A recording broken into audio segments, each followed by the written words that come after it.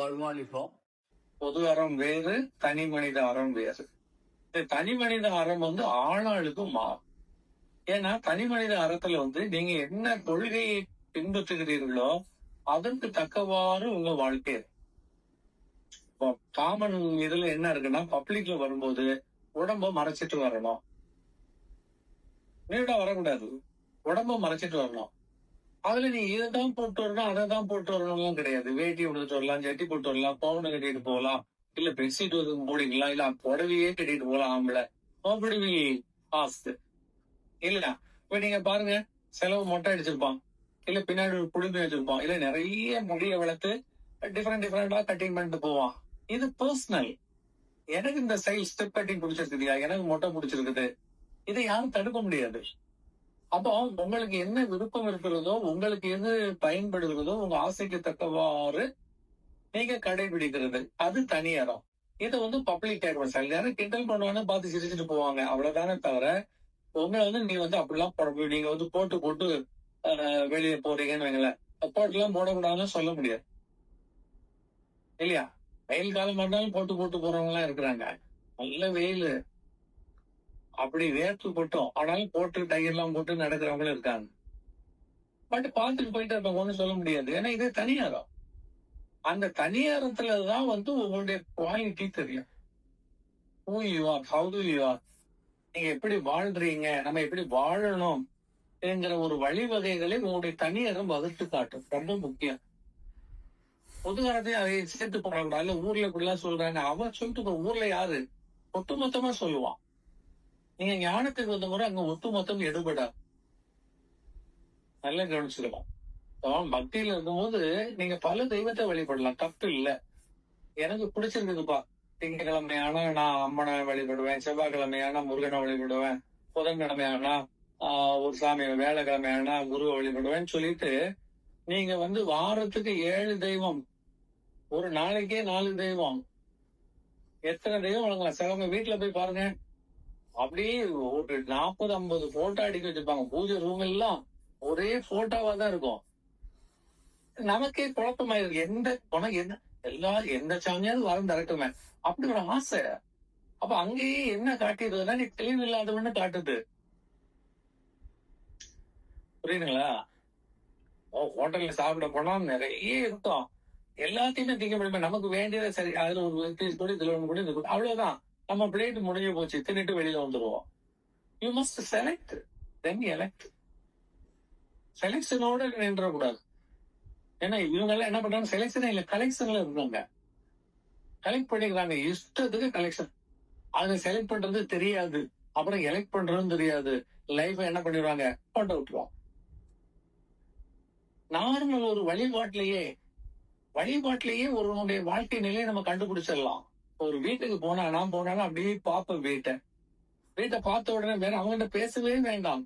வீட்டை பார்த்த உடனே சில வசதியான பண்ணையார் வீடு, கொஞ்சம் காலகாலமா ஒரு 100 காலமா வாழ்ந்து வரக்கூடிய ஒரு வசதியான வீடுன்னு வைங்களேன், பண்ணை வீடுலாம் சொல்லுவாங்க. அப்படி போயிருக்கும் போது அது வீட்டுக்குள்ள போனோம்னா பழைய மர கட்டில்கள், சேர்கள் எல்லாமே கருங்காலி சேரு, ஒரு பழைய வாசனை வீசும். அதை உட்காந்து வீட்டை அப்படின்னு சுத்தி பார்த்தோம்னா செவர்ல அவங்க தாத்தா ஒரு 6 அடி உயரத்துல என்ன வச்சிருப்பாங்க, போட்டோ மாட்டி இருக்கும். அதுக்கு மாலை போட்டு கீழே ஊதுவத்தி வச்சு இல்லையா, அப்புறம் பாட்டி போட்டோ, அப்புறம் செத்து போன வேற யாராவது பேரம் போட்டோ, அப்புறம் சாமி போட்டோ, வரிசையா ஏகப்பட்ட சாமி, இந்த செவர்ல அந்த செவர்ல முழுக்க அதுதான் இருக்கும்.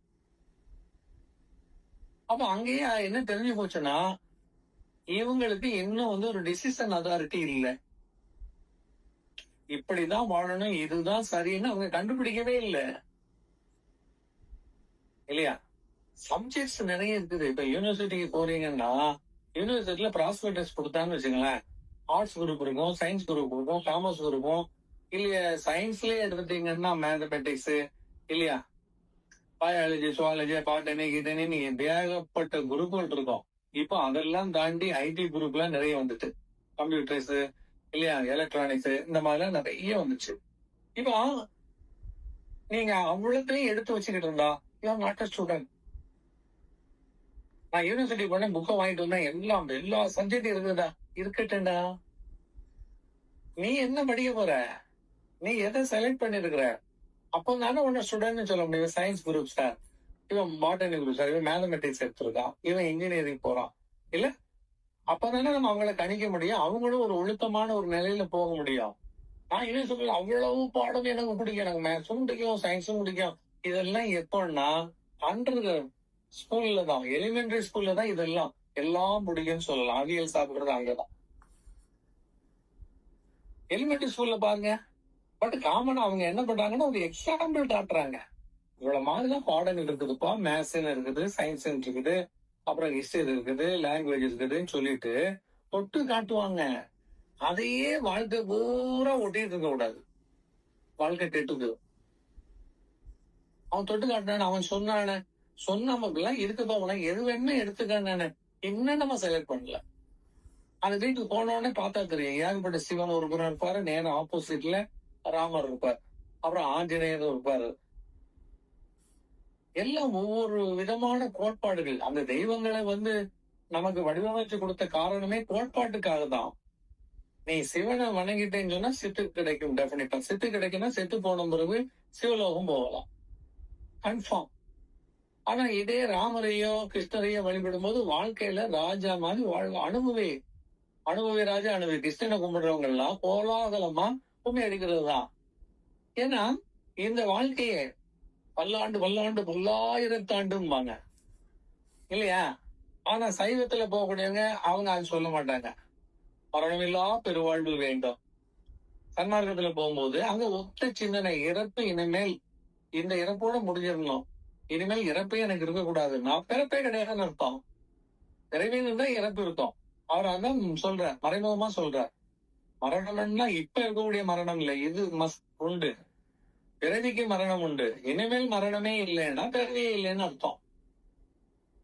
அப்போ அங்கேயே தெரிஞ்சு போயிருது அவங்களுடைய கோட்பாடு என்ன, கொள்கை என்ன. ஒற்றை சிந்தனை, ஒன்றின்றிரு தெய்வம் ஒன்றின்றிரு. அப்பதான் அவங்க ஒரு ஒழுக்க ரீதியாக உண்மை ரீதியாக வாழ்கிறார்கள் நம்ம சொல்ல முடியும். எனக்கு எல்லா சாமியும் பிடிக்கணும், what for it, what's the use?